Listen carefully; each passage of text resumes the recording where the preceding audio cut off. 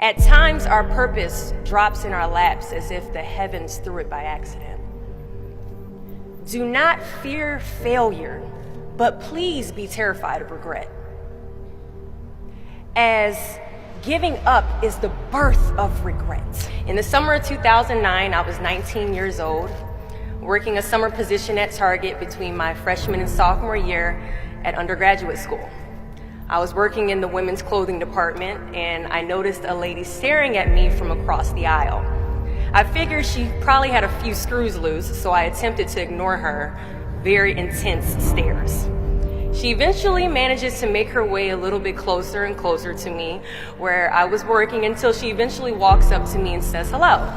I say the famous Target quote, which is, "Hi, may I help you find something?" So now anytime someone says that to you all in Target, you know it's their job to say it to you. She then asks me, "Were you born in this country?" And I was immediately offended. And I said, "Yeah, I was born in this country." And then she says, "Do you have any kids?" I said, "No, I don't have any kids." She then asked me if I was married, and then I said, "No, ma'am, I am not married." She says, "How old are you?" I said, 19. "May I help you find something?" She then says, "You are the most beautiful girl I have seen." And I said, "Oh, thank you." I didn't work that much for my makeup, but I did the best I could, but thank you. And then she says, "I think you could be the next Miss USA." And I stare at her in pure disgust and said, "Pageants? You're telling me pageants like Sandra Bullock, Miss Congeniality. Pageants? You think I should compete in pageants? I'm in the Army, okay? We don't do pageants in the Army." She then asked me to meet her at Starbucks the very next day before my next shift at Target. And she just wanted to do a little bit of explaining when it comes to what pageants is. And apparently I was a pretty open-minded 19-year-old because I actually agreed to meet her the very next day. The next day, she brought this foot-tall stack of pageant books and proceeds to convince me to enter into a state pageant 3 months later. For those who do not know, when it comes to Miss USA, you have to win your state first, okay? So 3 months later, I compete in my first pageant, and I lose. I go back the second year, compete in the state pageant. I lose. Go back the third year, compete in the state pageant, and lose. Go back the fourth year, compete in the same pageant, and lose. I go back the fifth year, y'all, compete in the state pageant and lose. But guess what? I go back the sixth year. Guess what happens? I lose. I called her on the phone and said, "You told me I could be the next Miss USA." And she says, "Deshauna, keep working, don't quit, keep going back." And in June of 2015, she passes away from leukemia. 6 months later, in December 2015, I win Miss District of Columbia, USA.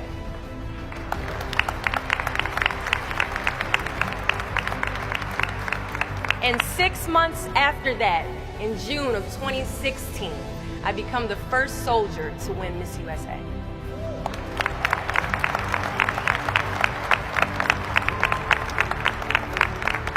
And you all already know where I'm going with this. At times, our purpose drops in our laps as if the heavens threw it by accident. I ask only one thing of you all today after you leave this building, after accomplishing an amazing goal. Do not fear failure, but please be terrified of regret.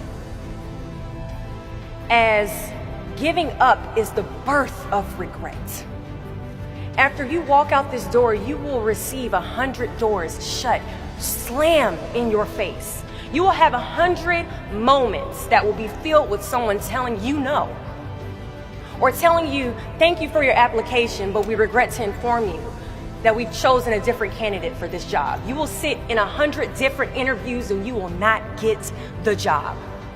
The reality of life is that we will all hear more no's than we hear yeses. And we will fail a lot, and I mean a whole lot. But what I ask of you today is to not take no for an answer. Don't be afraid of no's. Be afraid of the possibility of a yes that you have prematurely destroyed because you decided to quit before the clock strikes 12.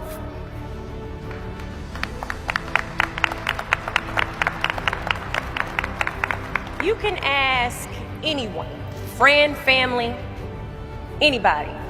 I love a good no. Please tell me no. Telling me no is like adding fuel to a fire that is now set ablaze because of your single no. I love additional reasons to work harder. Please give me a reason. So today I challenge you to fight, to work, to not stop here, to believe so heavily in your aspirations that you too will not fear the word no, but instead you will choose to welcome it. Thank you for your time.